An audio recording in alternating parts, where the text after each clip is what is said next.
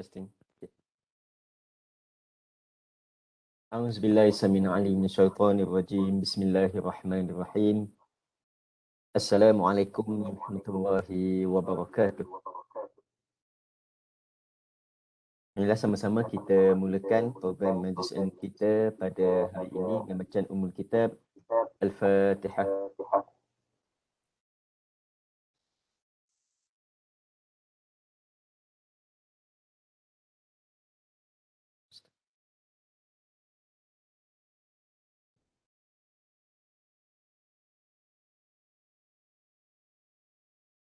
Alhamdulillah wassalatu wassalamu ala asyrafil anbiya'i wal mursalin wa ala alihi wa sahbihi ajma'in. Sekali lagi assalamualaikum warahmatullahi wabarakatuh. Yang saya hormati pada yang berusaha Ustaz Ahmad Fidel Ismail, Pegawai Hayat Islam Kanan, Pusat Asasi YTM Kampus Dengkil, YTM Cawangan Selangor Kampus Dengkil, juga merangkap penceramah kita pada pagi ini, dan juga khususnya pada tuan-tuan dan puan-puan yang warga hospital UiTM yang dirahmati Allah sekalian. Alhamdulillah, pertama dan selamanya marilah sama-sama kita merafakkan setinggi-tinggi kesyukuran kita ke hadrat Allah Subhanahu Wa Taala kerana dengan limpah izinnya dapat sama-sama kita berada dalam secara di alam maya ini bagi mengikuti program tazkirah bulanan yang kita susun setiap bulan. Dan untuk bagi bulan ini, bulan Mei, tajuk tazkirah kita pada bulan ini adalah berkaitan dengan akhlak ataupun dengan tajuk spesifiknya adalah Sahaja Aku, yang akan disampaikan oleh Al-Fadhil Ustaz Ahmad Firdaus bin Ismail, Pegawai Hayat Islam Kanan, Pusat Asasi YTM Dengkil. Baik, tuan-tuan dan puan-puan yang dirahmati Allah sekalian, untuk makluman, program tazkirah ni kita disusun setiap bulan, dan insya-Allah pada bulan depan akan bertemakan, dengan setiap bulan kita mengadakan tazkirah dengan tema yang berbeza. Jadi untuk bulan ini bertemakan tentang akhlak dan juga dari segi pembangunan kata apa? Modal insan itu sendiri, berkaitan dengan niat. Bila sebut tentang tajuk topik kita hari ini berkenaan sahaja aku ni, selalunya kita dah maklum lah. Sahaja aku berpuasa, sahaja aku solat, dan sebagainya. Jadi semua itu dah berkait rapat dengan niat. Ini adalah topik yang akan dibincangkan pada hari ini. Jadi tanpa membuang masa, saya menjemput dan mempersilakan Al-Fadhil Ustaz dalam masa 1 jam ini untuk menyampaikan tazkirah beliau. Ayat tafadhal.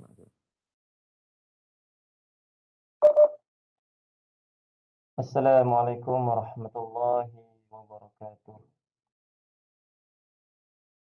Innal hamdalillah, bismillahirrahmanirrahim. Alhamdulillahi rabbil alamin, wassalatu wassalamu ala asyrafil anbiya'i wal mursalin sayyidina Muhammad wa ala alihi wa sahbihi ajma'in. Subhanaka la ilma lana illa ma 'allamtana innaka antal alimul hakim. Qala rabbi shrah li sadri wa yassir li amri wa hlul 'uqdatam min lisani yafqahu qawli. Rabbi zidna 'ilma warzuqna fahma wa la hawla wa la quwwata illa billahil 'aliyyil 'azim. Pertama-tamanya bersyukur kepada Allah Subhanahu Wa Taala dengan segala limpah kurniaan Allah dapat kita sama-sama pada pagi ini 28 Mei 2021 bersamaan dengan 16 Syawal. Tuan-tuan yang dirahmati Allah Subhanahu Wa Taala, tahniah kepada mereka yang sudah pun selesai puasa 6, puasa Syawal, dan tahniah juga kepada tuan-tuan yang baru memulakan puasa Syawal. Tak apa, yang baru mula pun tak apa, dia tak banyak tinggal pun, lebih kurang 6 hari lagi, insya-Allah, kan. Kan? Jadi kita ada masa sikit lah, masa lagi sikit untuk kita menunaikan puasa 6. Ada orang bila puasa 6 ni,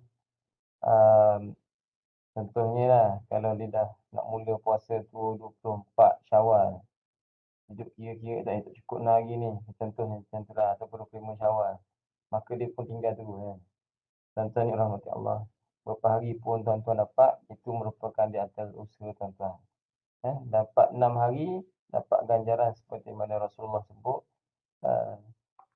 summa atba'ahu sittah min Syawal, seperti kemudian sambung 6 hari bulan Syawal, seperti mana seumpama orang tu berpuasa setahun. Dia kata. Jadi kalau tuan-tuan sambung 5 hari, mungkin kuranglah sikit. Tak cukup setahun lah. Jadi tuan-tuan kena cover dengan puasa sunat yang lebih banyak lah. Contoh gitu lah. Pada selepas pada Syawal tu. Jangan pula tuan-tuan kira-kira hari tak cukup 6 hari ni. Tak payah buat lah. Itu rugi juga kan.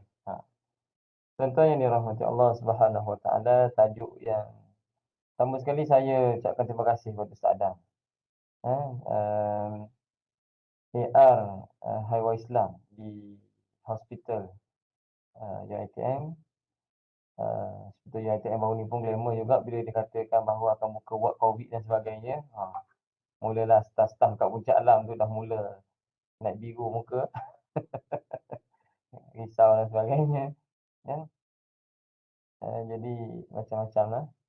Apa-apa pun kita bersyukur kepada Allah Subhanahu Wa Taala. Terima kasih kepada Ustaz Adam atas jemputan pada hari ini. Dan ini kali pertama sebenarnya saya berkolaborasi atau terlibat dengan program di hospital ni. Sebelum ni pernah terlibat dengan fakulti perubatan sebagainya, tapi hospital tak pernah lah kan. Jadi tajuk pada hari ini yang diberikan kepada saya berkaitan dengan niat. Sebab tu tajuknya itu sahaja aku. Sahaja aku tu sebenarnya bahasa baru. Kalau ikut sahaja terjemah ke bahasa Inggeris, terjemah ke bahasa Inggeris dia jadi only. Tapi kalau tuan-tuan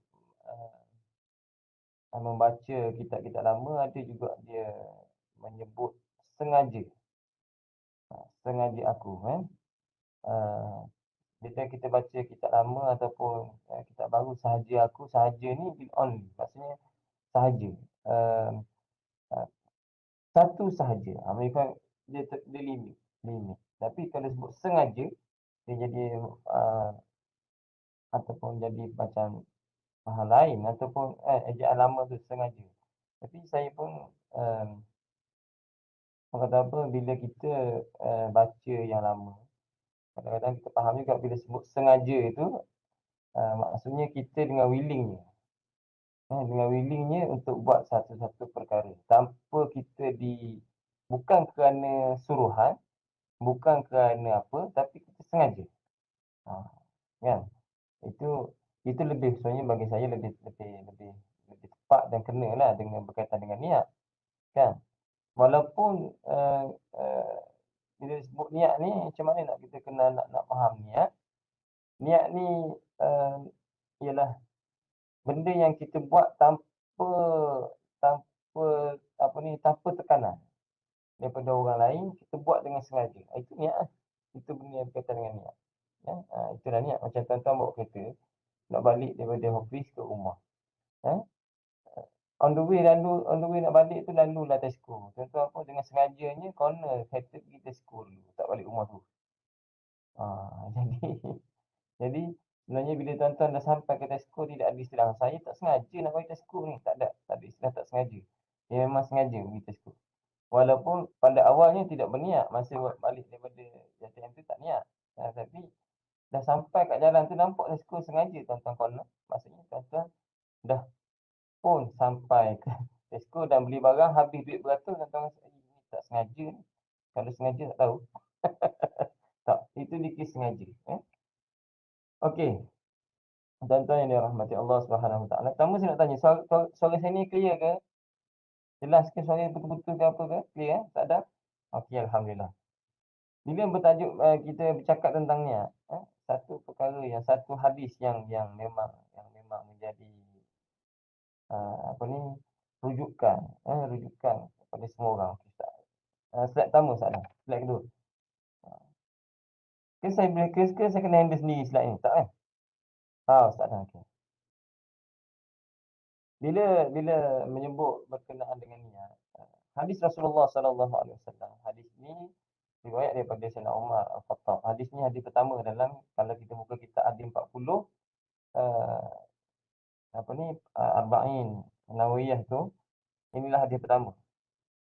Dan kebanyakan kitab meletakkan hadis ini sebagai hadis yang pertama dalam kitab-kitab hadis. Kenapa? Kerana ia berkaitan dengan niat. Benda yang paling besar sekali dalam hidup kita niat. Okey. Hadis Rasulullah ni saya normal dengar Rasulullah kata, Rasulullah bercakap, Rasulullah keluar, dia kata innamal a'malu binniyat wa innamal likulli imri'in ma nawa. Faman kana hijratuhu ila Allah wa rasulihi fa hijratuhu ila Allah wa rasulihi.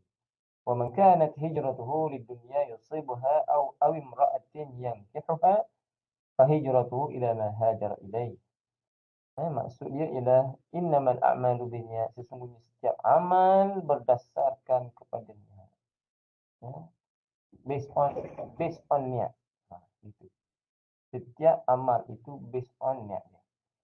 Dan sesungguhnya wa innama likulli imri'in ma nawa. Dan sesungguhnya setiap orang yang dinilai itu diberi ganjaran ataupun dinilai hatinya berdasarkan kepada niat apa yang diniatkan. Sebab tu Rasulullah menyambung hal ini, faman kanat hijratuhu ila Allah wa rasulih. Barang siapa, maka siapa-siapa yang telah pun berhijrah dengan niat kerana Allah Subhanahu Wa Taala dan juga Rasulnya, fa hijratuhu ila Allah wa rasulih, maka hijrahnya itu dikira kerana Allah dan juga kerana Rasulnya. Faman kanat hijratuhu lidunya yusibuha, dan barang siapa yang berhijrah kerana nak kejar dunia, nak kejar dunia yang dia nak dapat, aw imra'atin yankihuha, ataupun kerana perempuan yang nak dinikahinya, fa hijratuhu ila ma hajara ilaih, maka hijrah itu kerana niat apa dia hijrah. Kenapa dia hijrah? Tuan-tuan yang rahmati Allah Subhanahu Wa Taala, asbabul wurud adanya ada dua. Tapi dua-duanya berkaitan dengan perkahwinan seorang lelaki yang dinamakan sebagai Ummu Qais. Seorang lelaki yang nak kahwin dengan seorang perempuan namanya Ummu Qais. Jadi ada seorang lelaki ni diikut Rasulullah berhijrah kerana apa? Kerana tunang dia tu dah pun hijrah ke Madinah. Dia asalnya tak nak hijrah, tapi sebab tunangnya dah pergi hijrah, maka dia pun hijrah juga. Kenapa? Kalau dia tak hijrah, maka dia tak boleh nak kahwin dengan Ummu Qais itu. Maka dia pun berhijrah lah kerana nak membolehkan dia berkahwin dengan Ummu Qais. Jadi maka dia dapatlah pahala hijrah dengan niat yang dia dapat. Yang telah digariskan dalam hati dia lah. Tuan-tuan yang rahmati Allah SWT. Tentang pahala dia tu, wallahu a'lam. Sebab dia dah hijrah. Cumanya pahala dia tu sama dengan orang lain. Hijrah kerana Allah dan Rasul, tak tahulah sama tidak dengan niat dia berkahwin dengan Ummu Qais. Adakah dia berdosa? Tak. Tak tahu. Rasulullah tidak menyebut dia berdosa. Cuma Rasulullah kata, dia akan dapat hijrahnya itu dikira sebagai apa yang diniatkan. Tuan-tuan yang rahmati Allah Subhanahu Wa Taala. Hadis ini penting pada dua rangkaian. Yang pertama itu innamal a'malu binniyat wa innamal likulli imri'in ma nawa. Setiap amal itu berdasarkan niat dan orang tu dinilai berdasarkan niat dia. Tuan-tuan yang rahmati Allah, berdasarkan pada hadis inilah yang kita kena faham, yang kita boleh faham bahawa setiap amal perbuatan itu mesti disertakan dengan niat. Amalan ibadah dia mesti disertakan dengan niat. Mesti disertakan dengan niat. Tak boleh tidak disertakan dengan niat. Sebab itulah setiap amal perbuatan, amal ibadat kita dimulakan dengan niat. Nak sembahyang, kita mula dengan niat dulu. Aku salat fardu zuhur 4 rakaat kerana Allah Ta'ala. Aku salat fardu subuh kerana Allah Subhanahu Wa Ta'ala. Aku berpuasa esok hari di bulan Ramadan kerana Allah Subhanahu Wa Ta'ala. Apa lagi? Orang niat nak buat haji, sampai kat miqat kena niat haji ataupun kena niat umrah ataupun kena niat haji. Sampai kat miqat kena niat. Apa lagi? Semua amal perbuatan ibadah itu dimulakan dengan niat. Dimulakan dengan niat. Jadi adalah perbahasan yang lebih detail berkenaan dengan niat dalam ibadat ini. Tetapi basicnya ialah bila kita buat ibadat, niat kita yang first yang akan dilihat. Kerana itulah yang menentukan border tentang satu amalan. Kalau kita akad takbir saja tapi tak niat, tak ada. Tak ada. Tapi sebenarnya tak ada. Adalah perbuatan akad takbir tak ada niat. Ada. Ada tak? Ada tak? Orang yang mengajar orang semayang. Ataupun orang yang buat demo semayang. Dia akad takbir tapi tak ada niat. Tapi selain daripada waktu itu, kan kalau dia berlakon ke apa ke, dia tak ada niat. Tapi kalau dia orang tu atas perbuatan dia nak semayang, memang biasanya akad takbir tu dah niat dah. Dengan niat dah sekali. Ya. Ha. Niat-niat ni yang jadi bahasa biasa kita dengar, niat lintasan hati tu panjang mana baca sekali tu lah. Kan? Tapi saya nak cerita ini, setiap amal perbuatan kita mesti mulakan dengan niat. Bukan kata ibadat itu saja, bukan ibadat wajib khusus saja, semua perkara mesti ada niat. Kan tuan-tuan berkahwin, mesti ada niat dia. Kan? Tuan-tuan pergi kerja, kena ada niat. Tuan-tuan makan pun ada niat juga. Tuan-tuan tidur pun ada niat juga. Apa lagi? Bangun tidur pun ada niat juga. Kan? Banyak niat. Memang ada. Eh? Sebab apa? Niat ni adalah satu lintasan hati tentang hajat tuan-tuan. Kenapa tuan-tuan buat satu-satu benda tu? Dan bila tuan-tuan buat, tuan-tuan akan clear lah. Kalau tuan-tuan buat tanpa niat, susah lah. Kan? Ada perbuatan yang boleh kita buat tanpa niat. Ada. Ada juga. Tapi nak macam mana? Dia jarang berlaku, tapi dia boleh berlaku. Jarang berlaku, tapi dia boleh berlaku. Contoh, kalau dalam hukum jenayah, salah satu daripada yang bentuk niat ni adalah pembunuhan tanpa niat. Dalam perasan tak? Ada pembunuhan tanpa niat. Dia tak ada niat bunuh, tapi orang tu terbunuh. Contohnya macam mana yang jelas? Kalau kita tengok dalam Quran, kisah Nabi Musa memukul seorang lelaki sehingga mati. Tanpa niat lah tu. Sebab apa? Nabi Musa dia pukul sikit tapi orang tak mati. Kalau orang lain buat begitu tak mati. Tapi sebab Nabi Musa ni Allah bagi kekuatan pada tangan dia pukul sikit mati orang tu. Kan? Sebab tu ada dalam jenayah pembunuhan tanpa niat. Saya jetik je telinga dia tapi tak pasti pula dia tiba mati saya jetik telinga dia. Jetik telinga secara normalnya orang tak mati jetik telinga. Kita masa kecil-kecil tarik telinga dengan ayah kita tak mati pun. Tapi sekali tu kita jetik telinga. Jetik tu cuping telinga je. Cuping telinga mati kawan tu. Jadi dia tergolong dalam perbuatan tanpa niat. Tapi kalau kita pergi, saya tak niat nak bunuh ni, tapi saya tikam dia. Itu perbuatan niat bunuh. Itu perbuatan tu lebih menghampiri bunuh. Jadi, kita tengok perbahasan hati macam mana lah. Okey, seterusnya Ustaz Adam. Bila kita bicara juga tentang niat ni, kita akan tengok macam mana kita semayang. Kita semayang. Dalam semayang kita, ada dalam doa iftitah itu kita baca apa? Inna salati wa nusuki wa mahyaya wa mamati lillahi rabbil alamin. La syarika lahu wa bidzalika umirtu wa ana minal muslimin ataupun wa ana awwalul muslimin. Ini surah Al-An'am, muka surat ni sebelah kanan. Tuan-tuan yang dirahmati Allah, maksudnya apa? Katakanlah sesungguhnya semayangku, ibadatku, hidupku dan matiku hanyalah untuk Allah. Tuhan yang memelihara dan mentadbir sekian alam. La syarika lahu, tidak ada sekutu bagi dia. Tidak ada sekutu bagi dia. Dan demikianlah yang diperintahkan kepada aku dan aku dalam kalangan orang yang muslim. Okey, tuan-tuan dirahmati Allah, dalam semayang dalam doa iftitah tu kita baca semayang kita, ibadat kita, hidup kita, mati kita hanya untuk Allah Subhanahu Wa Taala. Itu niat paling besar kita orang Islam. Niat paling besar kita dalam hidup ialah niat kerana Allah Subhanahu Wa Taala. Paling besar. Buatlah apa saja pun niat mesti kerana Allah. Okey. Seterusnya Ustaz Adam. Okey, dalam satu hadis Rasulullah SAW menyebut niyatul mukmin khairu min amalihi. Niat seorang yang beriman, seorang mukmin itu lebih baik daripada amal dia. Tuan-tuan pernah dengar tak? Kadang-kadang kita ni niat saja dapat pahala. Baru niat nak puasa tapi tak puasa pun dapat pahala. Sebab apa? Sebab kita dah berniat satu benda baik tapi tak buat lagi dapat pahala dulu. Berniat buat benda yang baik dapat pahala. Dan Nabi pula kata, niat orang beriman itu lebih baik daripada amal dia. Kenapa tuan-tuan jadi gitu? Ulama bahas, dia kata apa? Sebab niat ni, masa kita niat buat satu-satu ibadat, ataupun bila masa kita berniat buat satu perkara, masa kita berniat tu, niat kita mestilah perkara itu disempurnakan dengan dibuat dengan sempurna. Betul? Kita kalau niat nak semayang, niat kita bila nak buat semayang tu semayang yang paling sempurna sekali. Bacaan yang paling tepat sekali. Perbuatan yang paling smooth sekali kita nak buat. Tapi bila kita buat, biasanya adalah dia punya masalah. Tengah-tengah semayang, marilah dia punya kacau, setan kacau, bisik dengan kanan. Lepas tu mari sekor lagi, duduk bisik dengan kiri. Ada sekor lagi, duduk mari kata, apa ni, dia mari garu-garu dekat kita punya hidung. Lepas tu kita pun ambil tangan, kita garu-garu hidung kita. Kan? Lepas tu ada pula orang mari duduk cocok dalam hati kita.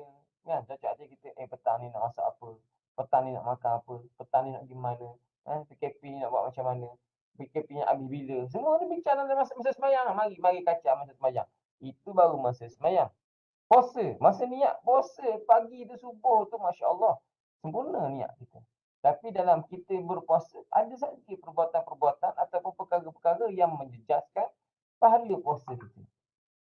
Jadi, sebab itulah Nabi kata, niat itu lebih baik daripada amal. Sebab niat itu sempurna. Amal itu biasalah kita ada masalah. Walaupun, tuan-tuan, sebab niat, sebab amalan ni, walaupun kadang-kadang kita kata, baik kita seorang ni, sebab bila ada orang lain ni, kita rasa macam menyebabkan terjejah hidup kita. Tak. Bila kita seorang pun, kita kadang-kadang jadi masalah juga tentang pasal amalan ni. Bukan kata dengan ramai-ramai orang. Tak. Dia semayang. Semayang seorang pun ada wahai syaitan mari kacau juga. Kalau kita puasa, duduk seorang-seorang pun kita masalah juga. Banyak-banyak benda kita buat. Kita boleh buat benda-benda yang tak betul, yang boleh menjejaskan pahala kita. Jadi sebab tu saya kata amal ni bukan sebab orang, sebab kita, memang itu cabarannya dalam hidup kita. Tuan-tuan dirahmati Allah. Jadi bila tuan-tuan niat mari kerja, tuan-tuan niatlah secara sempurna. Gitu. Niat pagi-pagi tu niat secara sempurna. Bangun-bangun pagi lepas main subuh, hari-hari kerja, niat dengan baik dan sempurna. Sampai tempat kerja itu biasa ada lah. Kawan ajak pergi ngeteh, dah apa masa dah. Kita buat benda lain hak tak ada kerja, kita buat benda-benda lain kan. Jadi macam-macam lah hak mari masa kita kerja tu. Tapi kalau tuan-tuan duduk hospital ni, macam barang lah. Terutama jadi orang jadi nurse, orang yang jadi doktor. Masa dia tu tak cukup, masa tak cukup. Masa saya ingat lagi masa arwah mak saya duduk hospital kat ICU dulu kan. Saya tengok nurse ni, bila masa dia rehat. Ada lah masa dia rehat kan, kita tak nampak kan, kerana kita pun tak tahu. Kan? Tapi nak beritahu waktu dia tu dia buruk. Lepas dia beri passion ni, pula. Dia ada passion yang dia kena jaga kan. Jadi dia lepas buat masuk ubat orang ni, masuk ubat orang ni pula. Lepas tak habis masuk ubat orang ni, lepas tu pergi tanggal pula orang ni, wire-wire orang ni pula. Lepas tu masuk balik, lepas tu bawa orang ni pula. Tu saya kata, masa dia full. Sebab tu saya pernah dalam saya punya pemikiran saya beruntung sangat. Beruntung sangat bagi mereka yang bekerja di bidang operasional. Maksudnya kilang ke apa ke. Kenapa saya pernah pergi ceramah kat kilang, saya kata untung tuan-tuan. Sangat beruntung orang yang bekerja dengan mesin. Kilang di mesin contohnya, operator pengeluaran. Gaji kecil je, tapi dia beruntung. Pasal apa saya kata dia untung? Mesin berjalan, dia kerja. Mesin stop, dia boleh rehat. Jadi dia payah nak mengular. Sebab apa? Bila mesin berjalan, dia kena kerja. Kan? Jadi bila bos kata okey mesin stop sekejap, okey dia pun boleh rehat. Dia tak salah. Jadi orang yang bekerja bidang operation kilang ke apa ke, penat tapi dia beruntung. Beruntung dari sudut ini. Dia payah nak mengular. Kalau orang lain ni, kerja pejabat ni senang nak mengular, bahaya. Kan? Dia memang beruntung. Ataupun saya pernah kata juga pada orang yang kerja bahagian kerani dan sebagainya. Beruntunglah orang yang kerja kerani. Kerana apa? Kerana dia buat kerja berdasarkan apa yang diarahkan. Ada kerja, bila diberi arahan kepada dia, ada kerja, dia buat. Sampai orang siap, okey, bos dia kata, okey nanti dulu, tak ada kerja. Walaupun mungkin waktu tak ada kerja tu dia tengok Facebook ke, dia tengok apa ke, dia tak ada salah. Sebab apa? Memang tak ada kerja, dia nak buat apa? Dia nak buat apa, tak ada kerja, dia ada arahan kerja pada masa tu.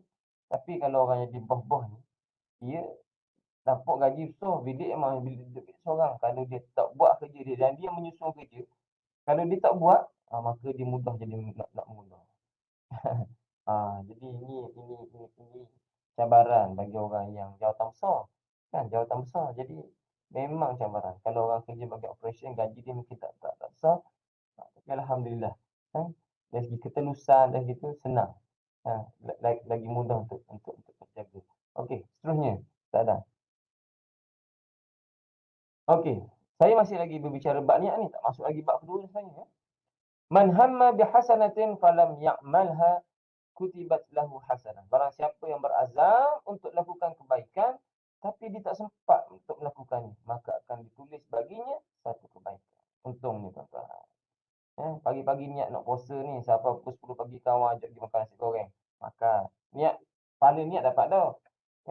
Tapi tak puasa, tak apalah. Tapi kalau puasa Ramadan, tuan-tuan buat gitu, bukan kata tak dapat pahala, dosa. Puasa Ramadan tak boleh, benda wajib tak boleh. Benda wajib, saya ni nak semayang tadi, tapi tiba-tiba kawan ajak pergi ngai. Saya pun pergi ngai, tak semayang. Tu dosa. Ni bab sunat boleh. Tapi kalau bab hak wajib, fardu tak boleh. Niat dah nak sedekah, tapi tak bagi. Tak apa. Satu lain. Tapi niat dah nak bayar zakat, tapi terlupa lepas habis Ramadan. Itu dosa. Benda wajib tak sama dengan benda sunat. Ni lebih kepada tentang amalan-amalan sunat. Jadi kita kena buat molek lah. Okey. Seterusnya Ustaz Adam. Cumanya saya nak tanya tuan-tuan. Kita mari kerja ni kategori dia sunat ke wajib?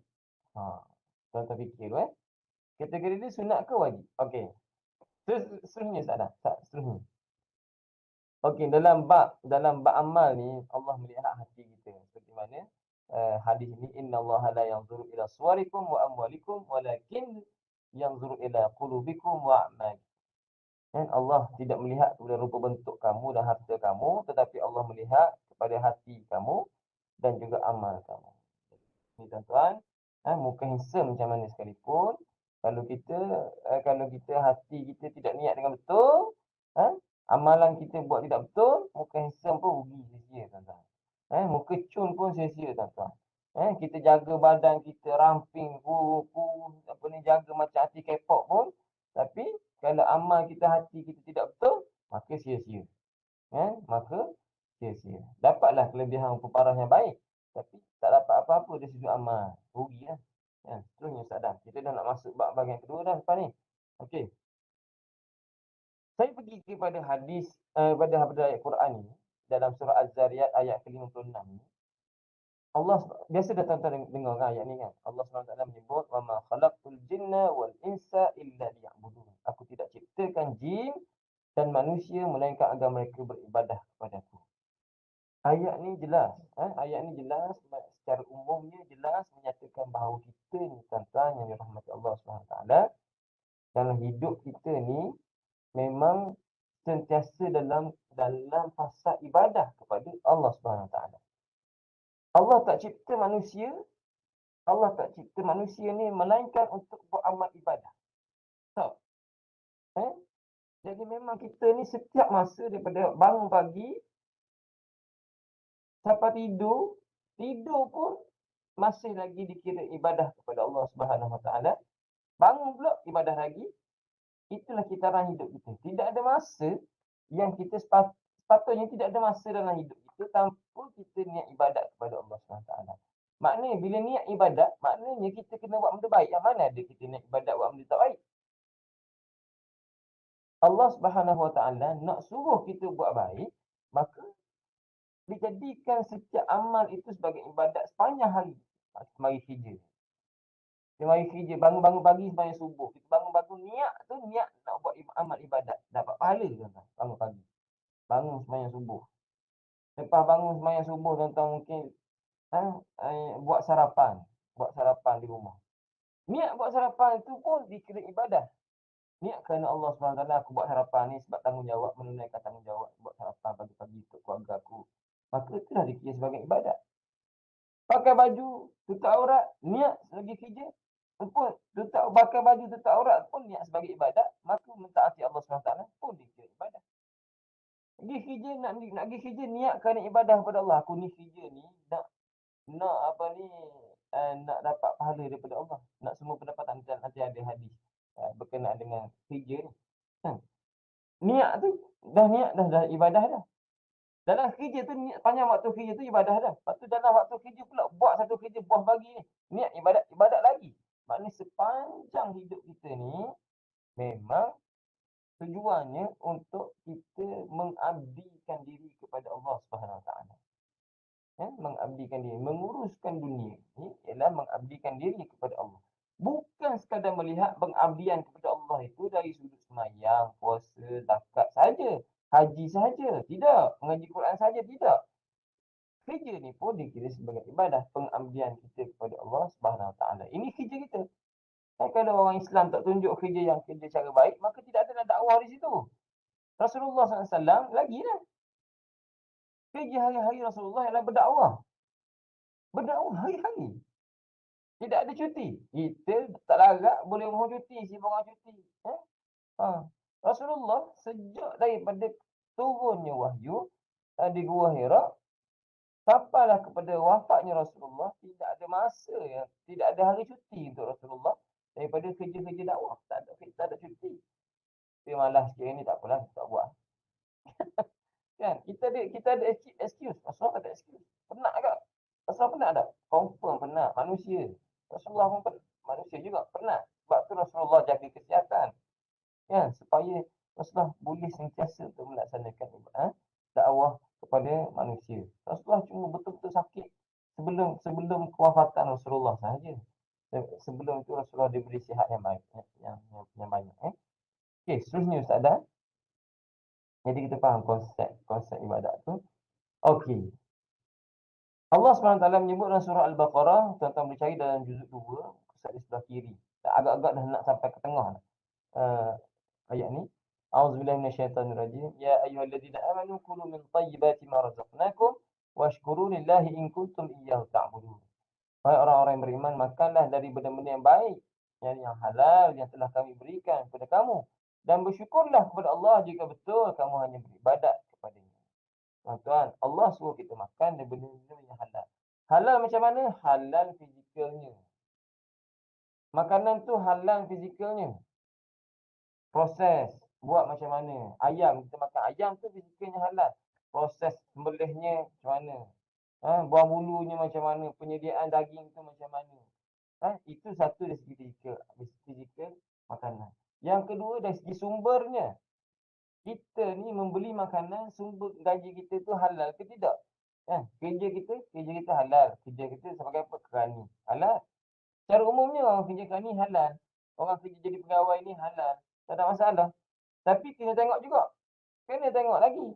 Kita kerja dekat syarikat mana? Kita kerja kat company mana? Kita ni kerja dekat UiTM. Alhamdulillah.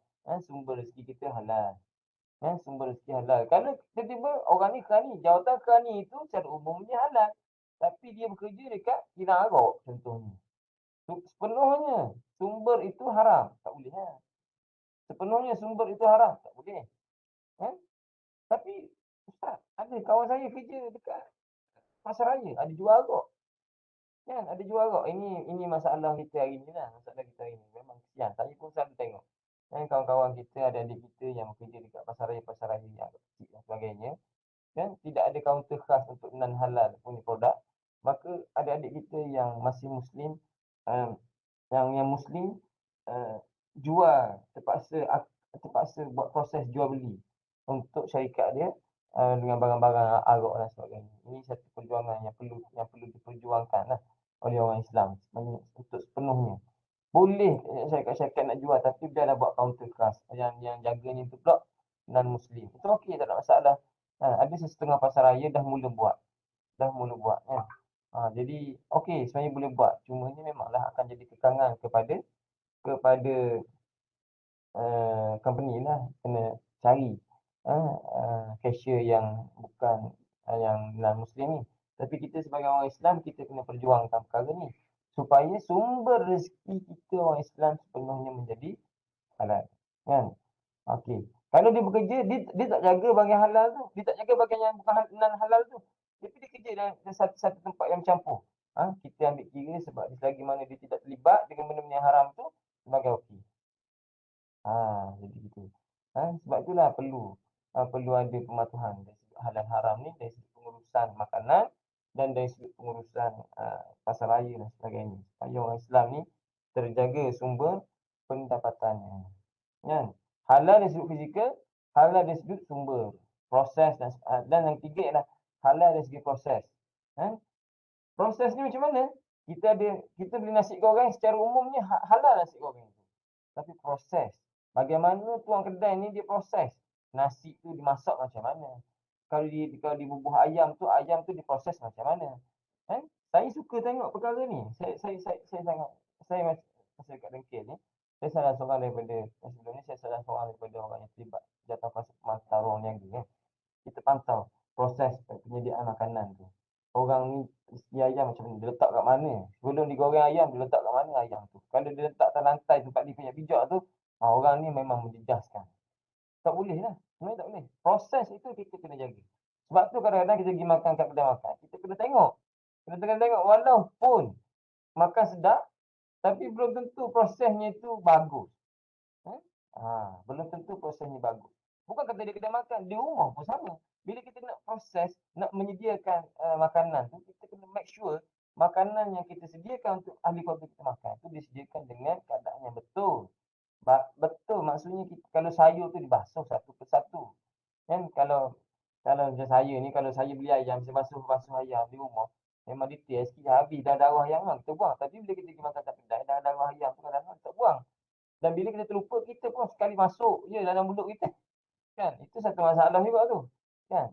Memanglah orang kedai akan kata, oh tak boleh, kita orang ni proses 30 ekor ayam, macam mana nak buang satu-satu tu, takkannya. Kita basuh macam tu je. Kan? Itu jadi masalah tu. Kan? Kalau di rumah, kita boleh proses secara detail dan insyaAllah kita boleh buat dengan baik. Kan? Jadi ingat, fizikalnya halal, sumbernya halal, prosesnya mesti halal. Sumber. Kalau sumber makanan juga, kalau kita pergi kedai makan, nasi goreng ni siap memang nampak halal betul, tapi kita kalau kita cek garamnya halal ke tidak. Kan? Sayurnya ambil daripada mana? Apa ni bahan-bahan yang digunakan tu macam mana proses dia sumbernya pun kita kena tengok sebenarnya. Sebab itulah penting peniagaan rumah makan ini mendapat sijil halal daripada pihak yang ada authority supaya terjamin dia punya penyediaan makanan. Okey, seterusnya Ustaz Adam. Okey. Ini yang kita kena ingat dia sebut oleh Nabi SAW, man talaba dunya halalan isti'fafan 'anil mas'alah wa sa'ya 'ala ahlihi wa ta'attufan 'ala jarihi ja'a yawmal qiyamah wa wajhuhu kal qamar lailatal badr. Barang siapa mencari rezeki halal untuk menjaga diri daripada yang meminta-minta dan dengan tujuan memenuhi nafkah keluarga serta supaya dapat membantu tetangganya, nescaya dia akan datang pada hari kiamat dengan wajahnya yang berseri-seri seperti bulan di malam purnama. Tuan-tuan yang dirahmati Allah Subhanahu Wa Taala. Nabi kata orang niat ni masuk dalam niat gigi hijau ni. Kita ni gigi hijau pertama nak cari rezeki halal. Yang kedua, kita nak selamat diri kita daripada meminta-minta dengan orang. Kan? Bila dah ada sumber, kita tak perlu minta lah daripada orang. Kan? Yang ketiganya, dengan tujuan untuk memenuhi nafkah keluarga kita. Kita nak sedia nafkah pada keluarga kita, kita kena kerja. Kita kena kerja. Kan? Melainkan kita ni memang lahir jutawan. Lain lah. Kan? Ada kawan gitu? Ada. Saya ada seorang kawan. Perempuan. Dia lahir jutawan. Lahir jutawan tuan-tuan. Bukan sikit, puluh-puluh juta harta dia. Sebab apa? Dia mewarisi harta keluarga dia. Dan masa dia kecil, mak ayah dia dah meninggal. Dia dijaga oleh keluarga angkat dia. Keluarga angkat dia pula baik, tak pernah ambil satu sen pun harta dia. Dan bila dia dah membesar, dia terkejut. Dia sebenarnya keluarga dia membesarkan dia dengan cara biasa, tak beritahu dia punya anak orang kaya dan sebagainya. Tapi bila dia sampai umur, dia diberikan tugas ataupun nak handle kewangan dia sendiri. Dia terkejut dan naik kawan ada puluh juta. Tuan-tuan rasa macam mana? Puluh juta. Kan? Kita ni mimpi boleh insyaAllah. Kan? Mimpi boleh. Mimpi siang hari ke malam hari ke, wallahualam.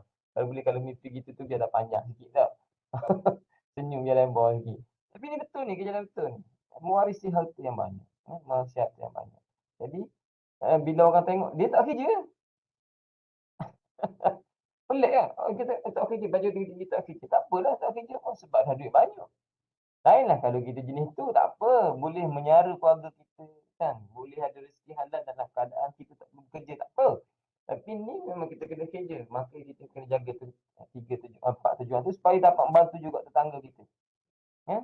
Dapat bantu jiran-jiran. Tak bantu pun jiran-jiran kita sama tangan kita pun, kita sentiasa bersedekah dengan jiran-jiran. Makanan ke, wangan ke, apa ke. Buatlah apa pun. Dalam zaman Covid ni, zaman-zaman PKP ni, hati-hatilah sikit.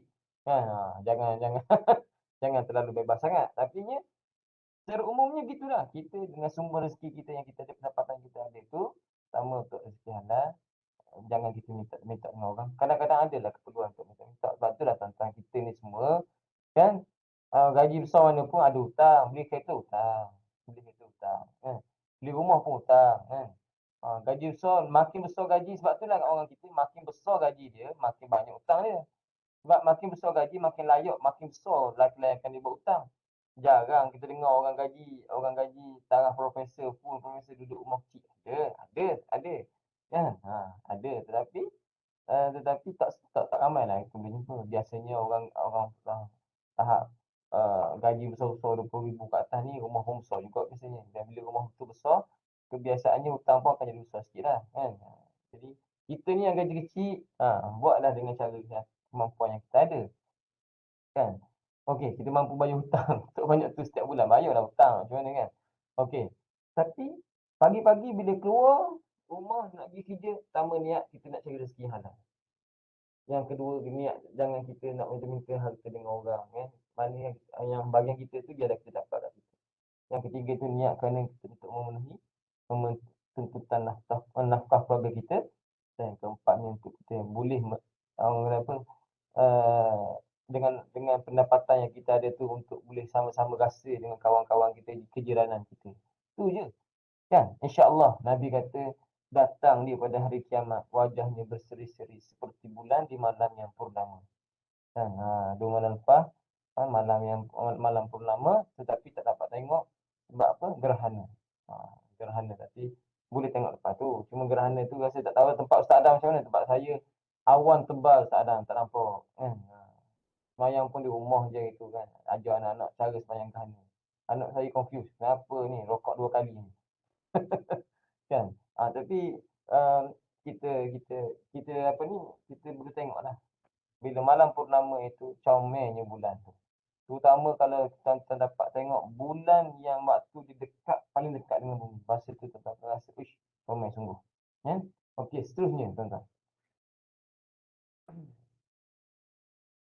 Okey, dalam bab kerja ni kita kena berhati-hati. Pertama kita sembunyi pada perkara yang beratlah, iaitu Rasulullah menyebut la'ana Rasulullah sallallahu alaihi wasallam ar-rashi wal muhtashi.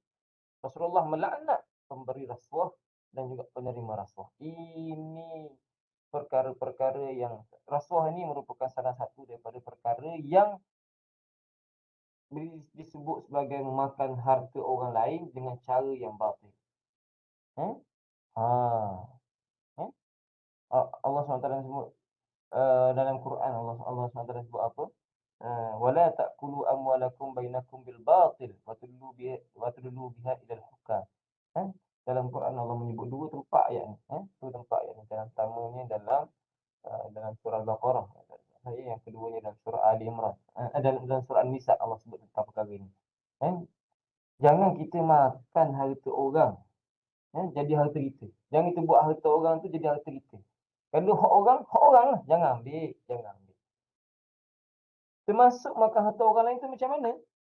Patutnya rezeki ni dah ditetapkan oleh Allah untuk orang itu. Tapi disebabkan kita rasuah, kita ambil bahagian ni.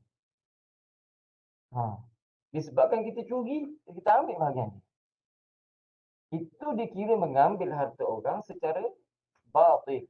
Secara dosa, salah. Kenapa? Dalam Islam, pemilikan harta ni ada beberapa cara yang dibenarkan. Okay, kat mana cara dibenarkan? Okay, pertama melalui jual beli. Tuan-tuan boleh jual beli.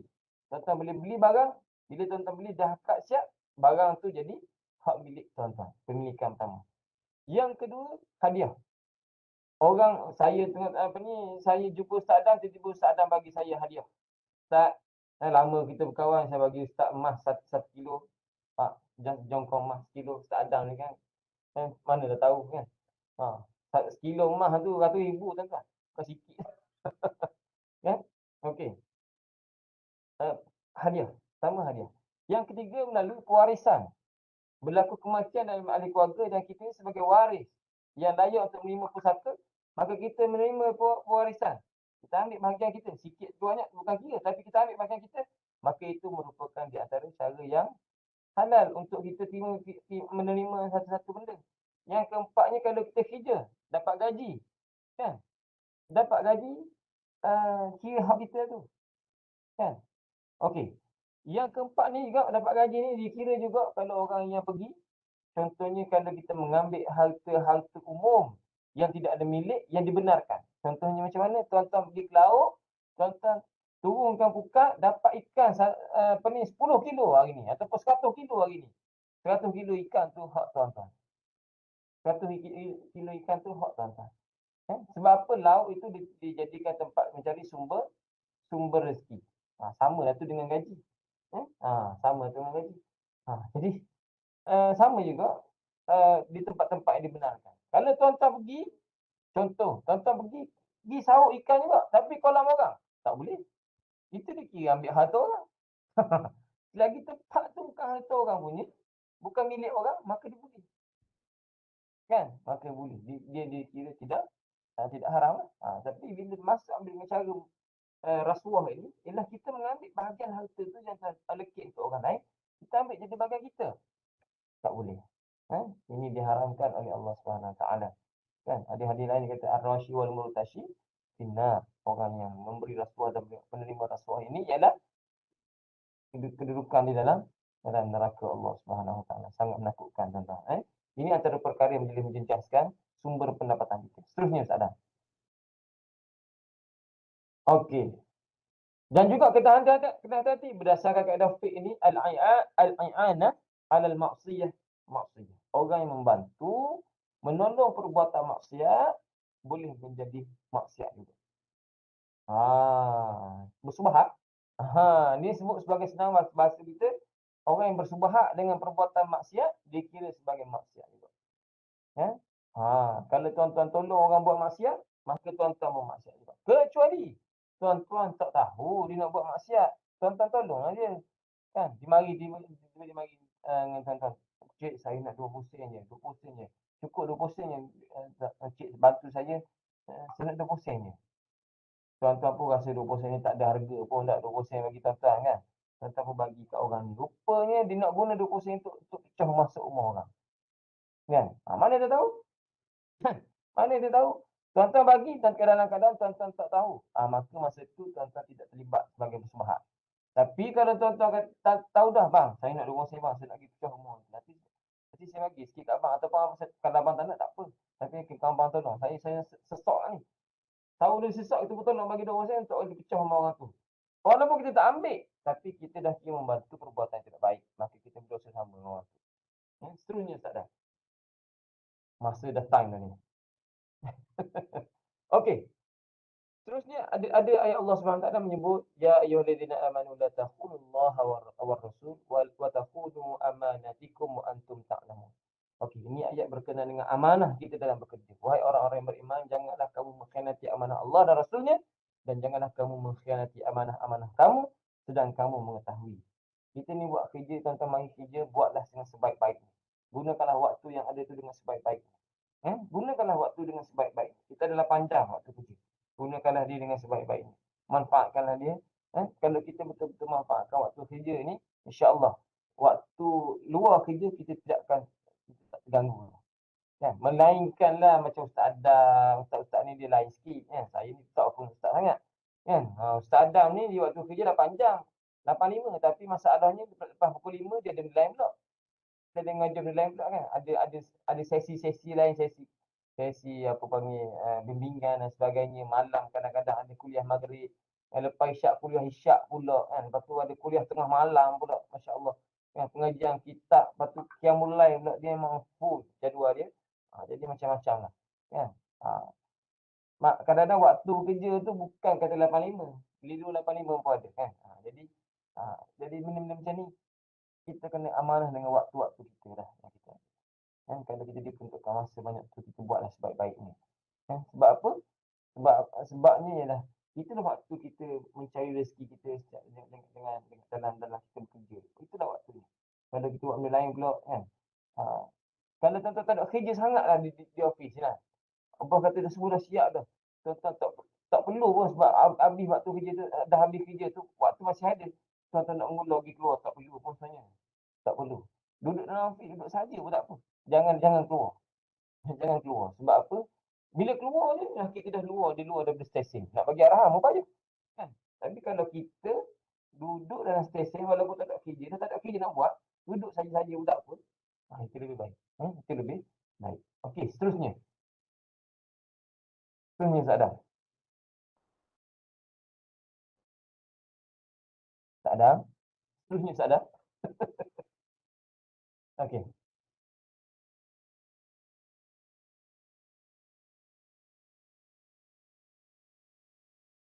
Slide seterusnya Ustaz Adam. Ada gangguan tadi.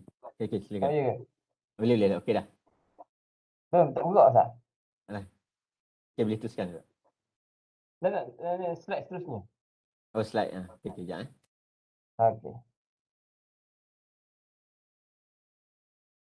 Okey.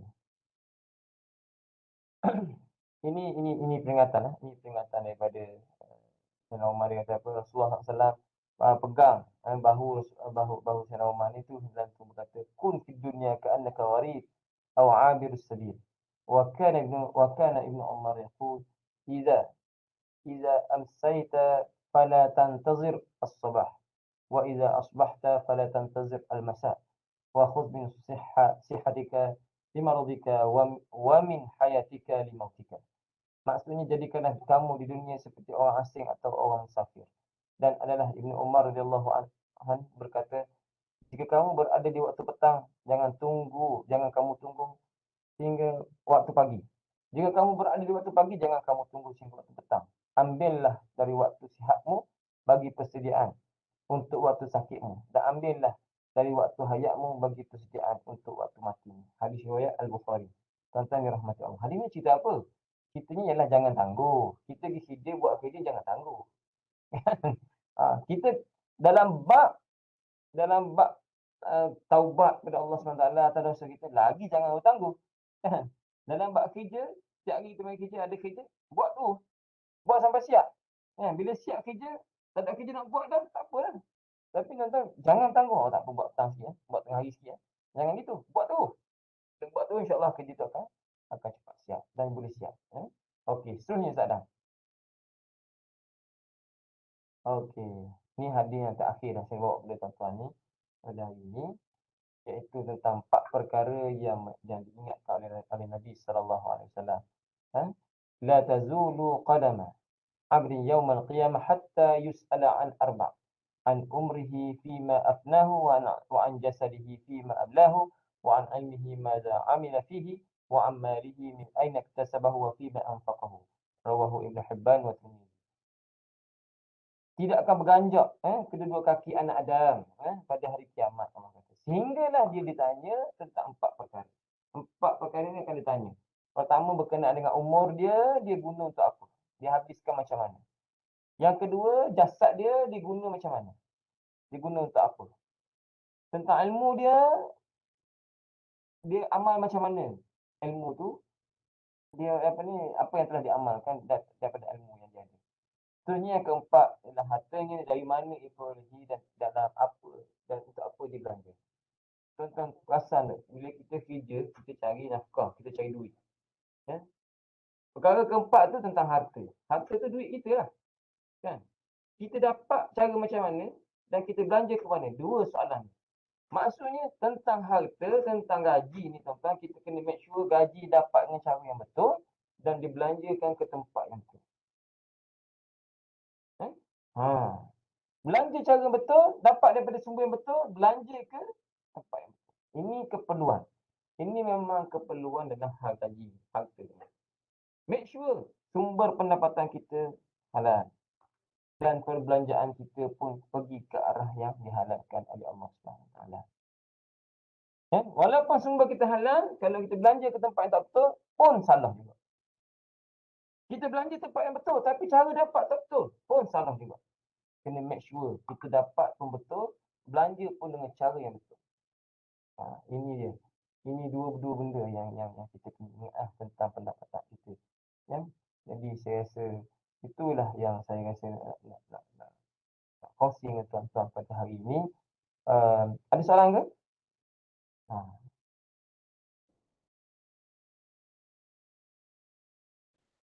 Okay, Okey, kalau ada soalan boleh kemukakan, sama ada boleh dari segi boleh maklumkan ataupun boleh di ruangan chat, boleh sampaikan di ruangan chat.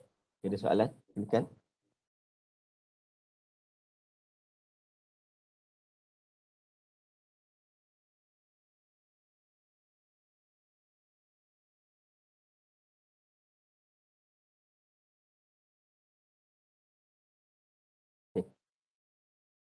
Okey, Ustaz, sebentar kita menantikan kalau ada soalan. Ada soalan?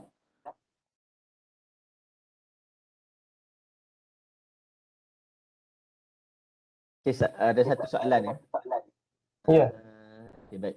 Ini soalan ni.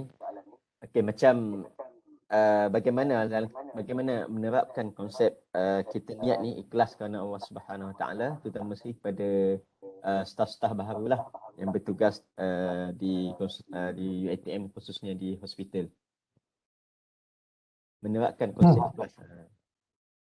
Konsep ikhlas. Pertama sekali, kalau tuan-tuan ikhlas jangan ambil gaji lah. Ni gurau ya. Bukan betul ni. Orang biasa sebut kalau ikhlas je kan. Bila ikhlas je, tak payah ambil bayaran lah, tak payah ambil gaji lah, apalah kan. Itu salah sebenarnya. Itu tak betul. Kan ni tadi apa ni, Rasulullah pun sebut kita cari sumber pendapatan. Okey. Tuan-tuan dirahmati Allah Subhanahu Wa Taala. Ikhlas ni benda yang payah nak disebut kan. Ikhlas ni kena ada dalam hati kita. Kita bila kita buat kerja, pertama sekali niat kita kerana Allah Subhanahu Wa Taala. Kan niat kita kerana Allah mesti lurus. Kan? Okey. Niat kita memang pergi kerja tu memang untuk dapat gaji. Memang niat kita nak dapat gaji. Mana ada orang pergi kerja kalau tuan-tuan dapat panggilan kerja UiTM, tiba-tiba UiTM kata okey, tuan-tuan ditawarkan jawatan doktor pakar tapi gaji kosong. Tuan-tuan mari tak kerja? Tak mari. Tak mari. Sebab kita cari kerja tu untuk dapat semua pendapatan. Itu sudah di luar daripada pembincangan. Tentang gaji, kenaikan pangkat apa semua tu, itu dah di luar daripada pembincangan. Niat kita ni. Niat kita. Kita mari ni niat nak tunjuk ke orang ke, aku mari kerja tunjuk ke orang. Kan? Aku boleh buat kerja ni kerana tak. Kerana manusia. Tak, jangan. Kita buat kerja kerana Allah Subhanahu Wa Taala. Pertama sekali kita redalah dengan tugasan yang diberikan kepada kita. Pertama sekali kita kena reda. Ini tugas kita. Kan? Nampak tugas kita buat, kita reda Allah. Walaupun nampak berat. Berat kan. Ustaz Adam ni dah. Sekarang ni dia dah jadi apa ni, AR. Dulu sebelum ni dia jawatan dia imam tak? Imam ke Bilal tak? Bilal. Bilal. Kan? Orang kata tugas mudah Ustaz Bilal jadi Ustaz Adam jadi Bilal. Tak mudah. Kan tuan-tuan, kalau Ustaz Adam masa tu tak ada suara, nak azan macam mana? Tak ada suara, tak ada azan. Azan tapi tak bunyi. Kan? Niat kita bila kita buat satu benda tu tak menunjuk. Kadang-kadang kalau tuan-tuan dengar Ustaz Adam azan, sedap tau. Jadi Bilal, kadang-kadang azan sedap. Kalau niat kita nak menunjuk suara kita ke orang, tak dapat apa juga. Kan? Kita azan macam biasa je. Jadi imam, baca sedap.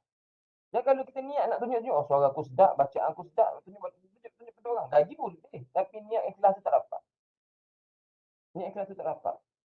Dia kerja, buat kerja bagus. Niat nak tunjuk kat bos, nak tunjuk kat kawan. Tengok aku bagus buat kerja. Lihat pada orang. Tak dapat apa. Tugas yang sama je, tetap kita akan dapat. Kan? Lecturer pergi mengajar nak suruh anak-anak murid suka. Ni aku mengajar macam ni, suruh anak murid aku suka. Jangan niat gitu. Niat kita mengajar nak menyampaikan ilmu kerana Allah Subhanahu Taala. Orang suka tak suka, kita tak menjalankan tugas kita. Kan? Itu je. Itu je. Kita buat kerja susah senang, niat siapkan kerja tu, insya-Allah kata. Jangan niat buat satu kerja kerana selain daripada Allah SWT. Jangan niat kerana manusia, jangan.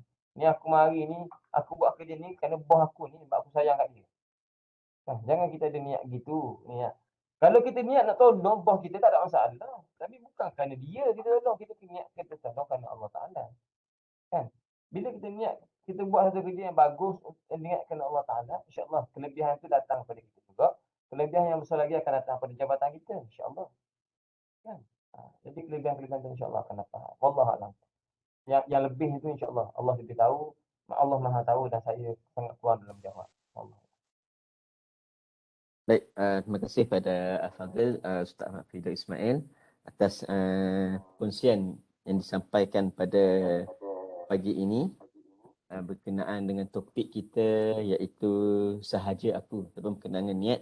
Jadi apa yang kita boleh simpulkan di sini adalah setiap suatu perkara itu mesti dimulai dengan niat dan kita kena niatlah untuk mendapat keridhaan Allah Subhanahu Wa Taala. Sudah tentu segala amal kita, segala tugasan kita, kerja kita, kita buat suatu perkara itu adalah ikhlas niat kita kerana Allah Subhanahu Wa Taala. Niat kerja itu juga merupakan salah satu ibadah, bukan hanya sekadar tertumpu kepada amal ibadah seperti ibadah khusus ataupun ibadah sunat dan sebagainya, tetapi kerja kita juga merupakan satu ibadah. Maka tunaikanlah tugas dan tanggungjawab kerja kita itu dengan amanah, kerana kalau kita mencari rezeki yang halal, maka menjadi tuntutan pada kita untuk melaksanakan tugas dengan sebaiknya, insya-Allah. Jangan mengkhianati amanah ataupun tugas yang telah diberi, kan?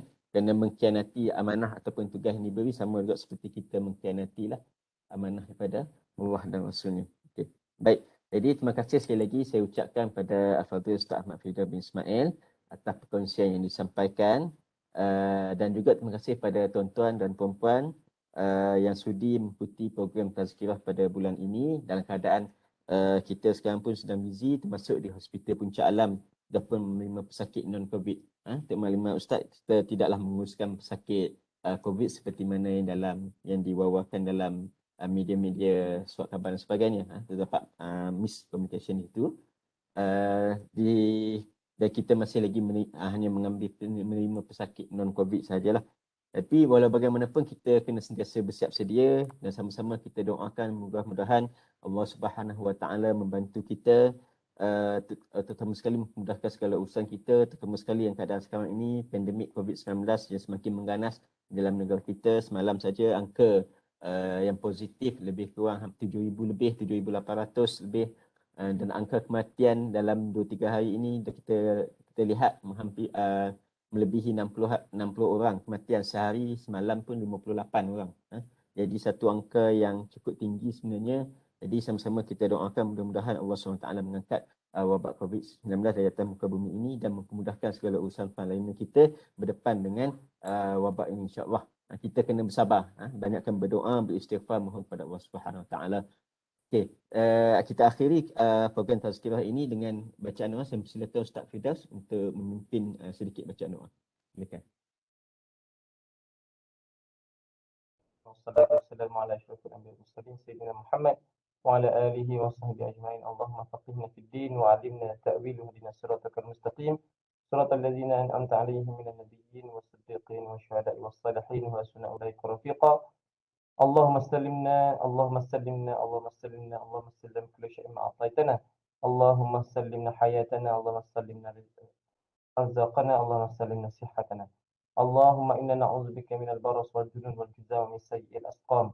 اللهم يا دافع البلاء ارفع عنا كل بلاء والوباء والمرض. ربنا ظلمنا أنفسنا وإن لم تغفر لنا وترحمنا لنكونن من الخاسرين. ربنا هب لنا من أزواجنا وذريتنا قرة أعين واجعلنا للمتقين إماما. ربنا آتنا من لدنك رحمة وهيئ لنا من أمرنا رشدا. رب اجعلنا مقيم الصلاة ومن ذريتنا ربنا وتقبل دعاء. ربنا آتنا في الدنيا حسنة وفي الآخرة حسنة وقنا عذاب النار. وصلى الله على سيدنا محمد وعلى آله وصحبه وبارك وسلم والحمد لله رب العالمين. Amin ya rabbal alamin. Terima kasih pada Fadhil Ustaz Ahmad Firdaus. Jadi tuan-tuan boleh mengisi link kehadiran bagi program tazkirah ini untuk tujuan dimasukkan dalam jalan latihan. seperti di ruangan chat. Terima kasih sekali lagi pada Al-Fadhil Ustaz Ahmad Firdaus dan juga semua para hadirin sekalian. Dan saya juga mohon ampun dan maaf sekiranya ada salah silap sepanjang mengendalikan program tazkirah ini. Kita akhiri program tazkirah dengan tasbih kafarah dan surah Al-An'am. Subhanallah. Subhanakallahumma wa bihamdika asyhadu an la ilaha illa anta. Tahniah Ustaz Adam dan speaker. Terima kasih Ustaz. Sekian. Assalamualaikum warahmatullahi wabarakatuh.